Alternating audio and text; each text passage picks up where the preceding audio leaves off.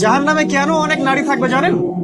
কারণ তারা শুধু নিজেরা অপরাধ করে না, হাজারো মুমিন মানুষের নূর তারা কেড়ে নেয়। দ্যাট ইজ ওয়াই তারা জাহান্নামে বেশি থাকে। আরেকটা মেজর কারণ হচ্ছে তাদের উদ্ধত মাথা। মেয়েদেরকে বলছি স্পেশালি, হয়তো এই কথাগুলো মেয়েদের কাছেও যাবে। তাদের এই উদ্ধত মাথা আল্লাহর বিধানের সামনে আত্মসমর্পণ করতে চায় না। তাদের এই উদ্ধত মাথাটা আল্লাহর বিধানের সামনে আত্মসমর্পণ করতে চায় না। এই কারণে তারা জাহান্নামে বেশি থাকবে। যে কোনো বিধান আল্লাহ তাদের সামনে বলেন, সব মেয়ের কথা বলছি না, ম্যাক্সিমাম বিভিন্ন যুক্তি তারা দিবে। সামি'না ওয়া আতা'না এই পর্যায়ের না, যুক্তি দিবে। পর্দা করলে কি এখন কেমন করে চাকরি করব, পর্দা করলে কেমন করে পড়াশোনা করা যায়, এখন তো যাইতেই হচ্ছে, কিছু তো করার নাই। বিভিন্ন যুক্তি, হাজারটা যুক্তি তারা দিবে। কে জানি তাদের ব্রেইনটাকে পুরো ওয়াশ করে ফেলছে। রাসূল সাল্লাল্লাহু আলাইহি ওয়াসাল্লাম বলেছেন, দাজ্জালের শেষ অনুসারী হবে এক শ্রেণীর নারী। মাশাআল্লাহ, দাজ্জালের শেষ অনুসারী হবে এক শ্রেণীর নারী। তাদেরকে ঘরে ইসলামিক অনুশাসনে রাখার জন্য বাবা, ভাই, স্বামী শিকল দিয়ে বেঁধে রাখবে, তারপরেও তারা শিকল ছেড়ে বের হয়ে যাবে, আটকাতে পারবেন না, because of their mind is brain wash.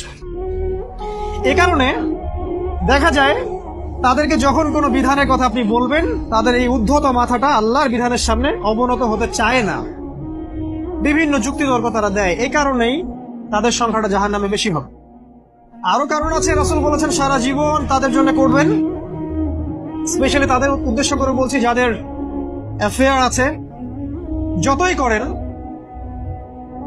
যত কিছুই করেন না কেন, আপনি যদি তাকে ভোগ বিলাস এবং পার্থিব সুখ শান্তি দিতে না পারেন, সে আপনাকে চিনবে না এক সময়।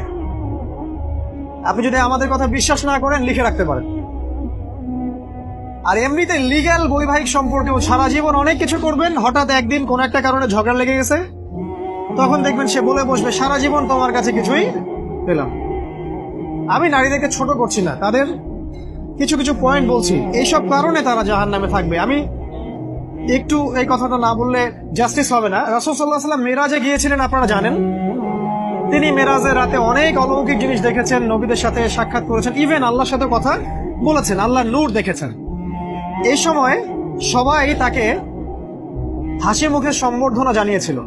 যার সাথেই দেখা হয়েছে তার সাথেই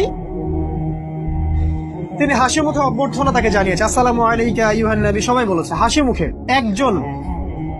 একজন মালাক, একজন ফেরেশতা তাকে দেখে হাসেননি। একজন। আপনারা কি জানেন